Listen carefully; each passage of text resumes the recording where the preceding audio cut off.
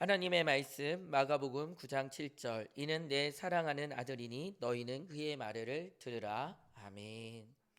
저희가 이제 리딩 저스 5권 그 책을 이렇게 작년부가 같이 보고 있고요. 또한 그 가운데 복음서의 말씀, 그래서 마태복음부터 이제 마가복음까지 계속해서 그 말씀을 저희가 읽고 있습니다. 그 말씀을 읽는 가운데서 도대체 성경이 무엇일까라는 그 내용도 알아야 되지만 각 권이 의미하는 부분, 또한 그 각 권에서 예수님을 어떻게 소개하는지 우리가 봐야 될 것 같아요.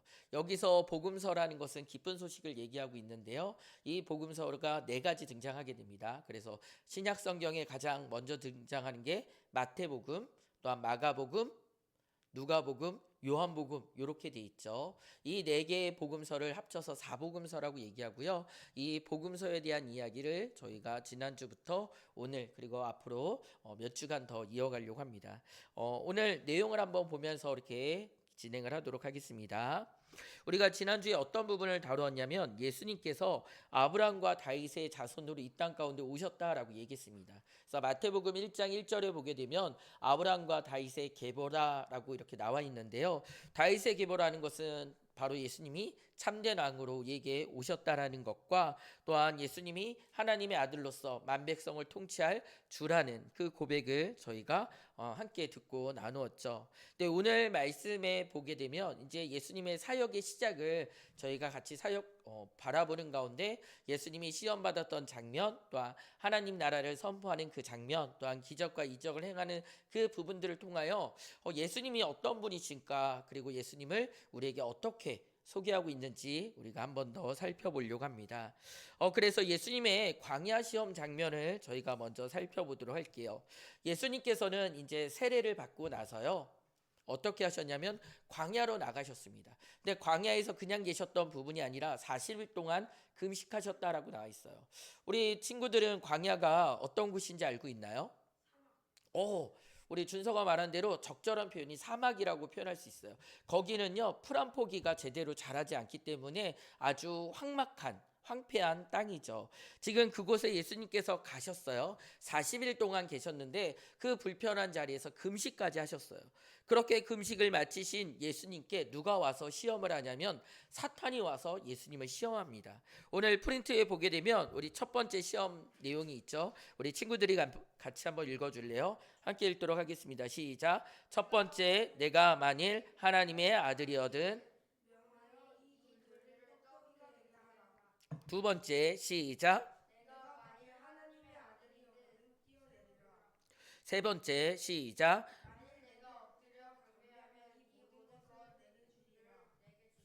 네, 지금 예수님을 향하여 세 가지 시험을 했는데요. 그것은 무엇이냐면 이 돌들을 떡덩이가 먹을 것이 되도록 해봐라. 또한 너가 하나님의 정말 아들이거든 가장 높은 그 성전에서 뛰어내려 봐라. 그럼 천사가 그렇게 품어줄 것이다라고 얘기하고요. 세 번째, 만약 너가 내게 예수님께 향하여 사단에게 경배하면 내가 이 모든 천하 만국을 내게 주리라라고 얘기했습니다. 이 유혹을 이 시험을 저희가 말씀 가운데 보게 되는데요. 근데 이 장면을 보게 되면 떠올리는 그런 부분이 있어요. 예수님께서 지금 광야에서 사탄에게 세 가지 시험을 당하셨잖아요. 우리 한 장만 넘겨보면 뒷부분에 예수님이 이 시험 사건을 통해서 근본적으로 나타내고 보여주는 그런 장면들이 있는데요. 두 가지의 실패 장면이 떠올라요. 첫 번째는 무엇이냐면 이스라엘 백성들을 하나님께서 애굽 땅에서 이끌어서 광야를 지나가는 가운데 그들이 세 번 하나님을 원망하고 불평하고 잘못된 그 부분들을 저지르게 됩니다. 그것은 무엇이냐면 광야에서 음식이 없어서 하나님을 향하여 원망하고 불평하는 그런 부분들이 있었거든요. 또 한 가지는 하나님을 시험하는 그런 장면이 있었고요. 세 번째는 금송아지를 이렇게 숭배하는 그런 장면들이 있습니다. 이 부분이 오늘 예수님과 예수님께서 당하신 그 시험과 이렇게 좀 연관되는 부분들이 있잖아요. 근데 이스라엘 백성들은 그 광야 가운데 그 시험에서 통과했을까요? 통과하지 못했을까요? 실패했어요. 그들은 오히려 하나님 앞에 먹을 것을 달라라고 해가지고요, 실패하고 또한 하나님을 시험하기도 하고 금송아지를 숭배하면서 하나님의 자녀라고 불렸던 그들이 하나님 앞에 온전히 섬기지 못했던 그 부분들을 보게 됩니다. 또 한 가지는 이 광야라는 장소가 누구와 연결되냐면 아담이라는 인물과 연결돼요. 하나님께서 분명히 에덴 동산을 지으시고 그 에덴 동산 가운데 먹을 것이 풍성하게 하셨거든요. 근데 왜 이렇게 황폐한 땅이 생겨났을까요?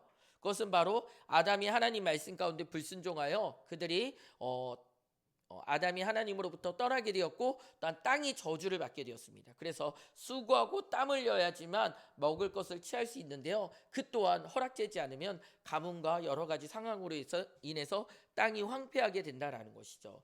즉 광야에서 시험받았던 예수님의 그 모습을 보면서 우리는 이스라엘 백성들의 불순종과 또 아담의 죄를 떠올리게 된다라는 것입니다. 우리는 그 가운데서 또한 이 광야의 시험 가운데서 하나님의 아들로서 이 모든 시험을 온전히 말씀 가운데 이기신 예수님을 우리는 바라보게 될 거예요.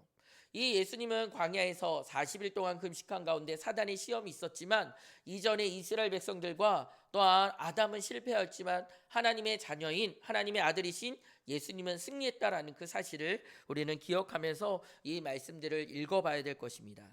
그러면 예수님께서 시험 당하신 이후에 어떤 일을 하셨을까요? 와, 내가 이제 사단의 시험을 통과했다라고 하면서 그것을 막 자랑하셨을까요?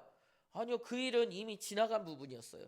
오히려 예수님은 사단의 시험보다 그 이후에 있을 일들에 대해서 더 관심을 갖고 또한 선포하며 나아갔는데 그것은 무엇이냐면 하나님 나라가 가까이 왔다라는 것입니다.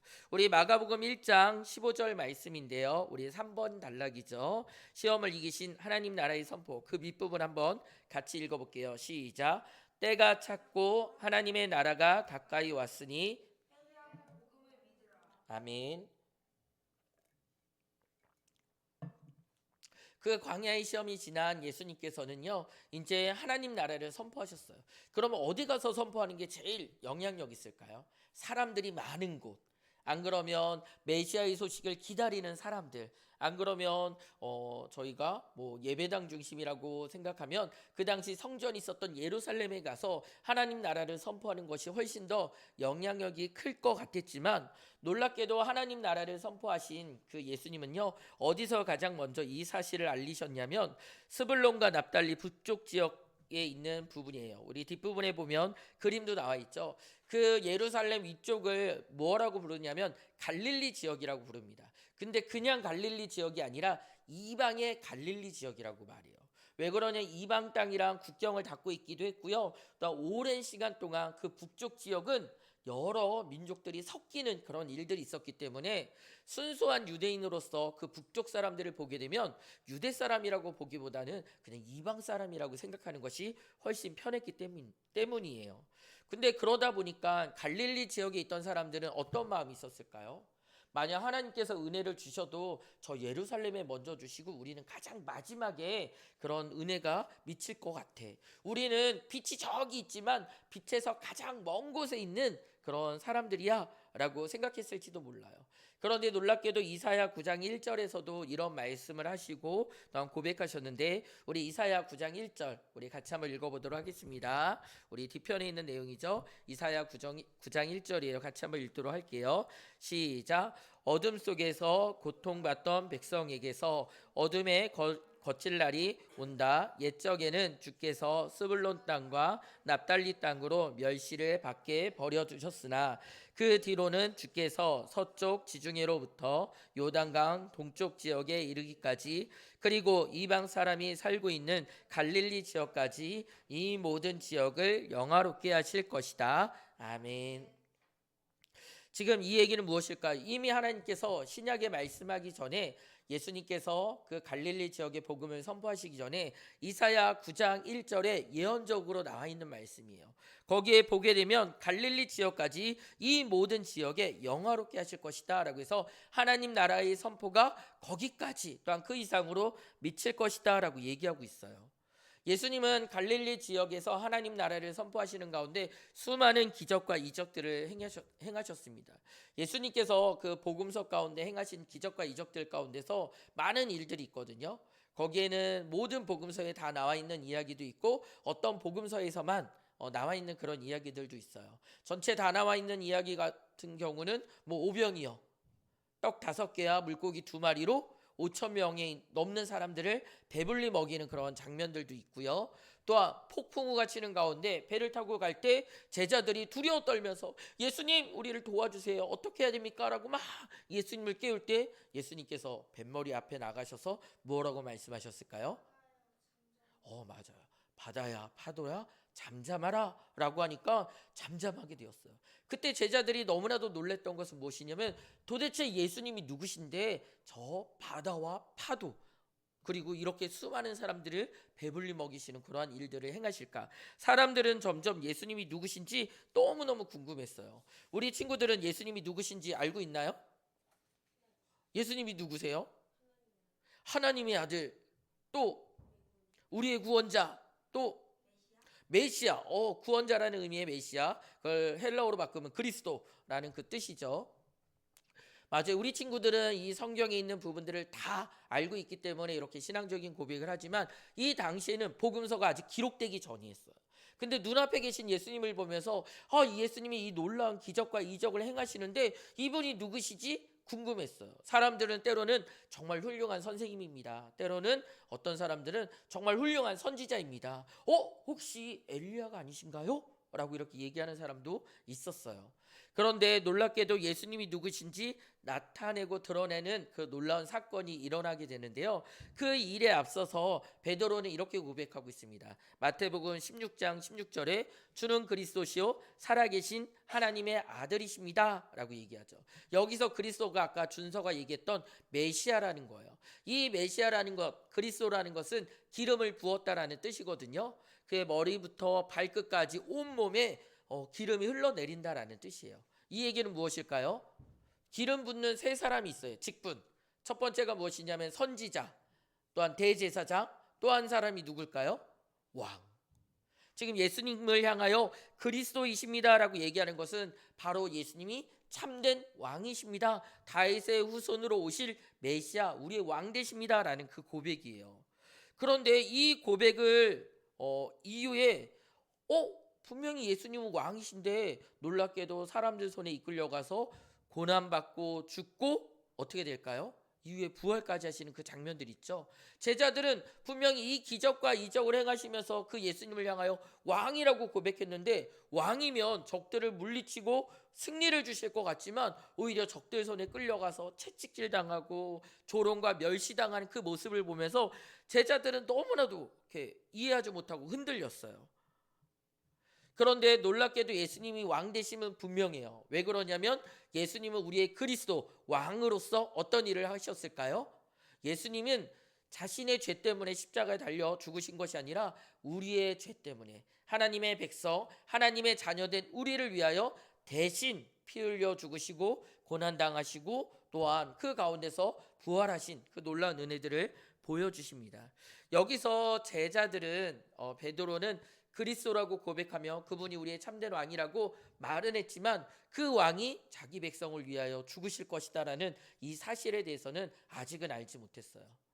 그리고 우리가 오늘 변화산이라는 그 사건을 보게 될 텐데요.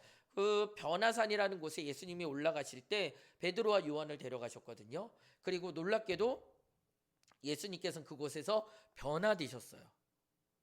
변화되실 때 그의 몸과 옷과 그 영광 가운데 보여주셨는데 그때 하늘에서 어떤 소리가 있었냐면 마가복음 9장 7절 오늘 읽었던 그 말씀입니다. 이는 내 사랑하는 아들이니 너희는 그의 말을 들으라 라고 말했습니다. 분명히 제자들이 지금 눈앞에서 예수님의 변화된 모습을 보면서 그 영광 가운데 그분이 정말 하나님의 아들이시고 우리를 구원할 자라는 것, 그 사실을 깨닫게 되는데요. 앞으로 있을 그 고난과 어려움이 있지만 이때 보았던 그 사건 또한 그 일들을 그들은 잘 기억하고 선포해야 됐어요. 왜 그러냐면 이 변화산의 사건을 통해서 나중에 부활의 첫 열매까지 연결되는 일들이 있고요. 또한 이 변화산 사건과 예수님의 부활의 그 확신 가운데 우리도 예수님처럼 하나님 나라의 임재와 영광 가운데, 임함과 영광 가운데 우리도 그 하나님의 은혜와 영광에 참여하게 될 거라는 그 확신과 그 소망을 품고 우리는 살아가야 된다라는 것이죠. 오늘 우리 친구들이 같이 말씀을 나누는 가운데 조금 짧게 그 말씀을 나눈다라고 얘기했죠. 그래서 지금 20분이 되었어요. 자, 오늘 복음서를 읽을 때 여러분이 무엇을 생각할까요? 시험 가운데 이스라엘과 아담은 실패했지만 누구는 승리하셨다고요? 예수님은 승리하셨다라는 사실을 기억해야 돼요. 또한 예수님께서는 그 승리 가운데서 무엇을 선포하셨을까요? 하나님 나라를 선포하셨는데 가장 끝에 가장 빛이 미치기 어렵다라고 생각하는 그곳에 가장 먼저 하나님 나라를 선포해 주셨어요. 우리 친구들이 예수 그리스도를 믿게 된 것, 또 하나님의 자녀가 된 것, 하나님 나라의 소식을 듣게 된 것은 바로 하나님께서 여러분 한 사람 한 사람에게 그 놀라운 복음을 선포하시고 또한 그 복음 가운데 하나님이 어떤 분이신지 알려주셨기 때문이에요. 우리는 성경 66권을 다 보고 또한 그 안에서 예수님이 어떤 분이신지 분명히 깨닫고 있었어요.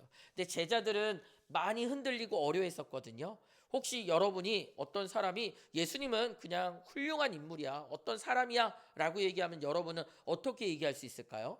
제가 생각하기에는요 라는 것이 아니라 하나님의 말씀 가운데 보게 되면 바로 예수님은 우리를 위하여 오신 그리스도 메시아, 우리의 왕이십니다.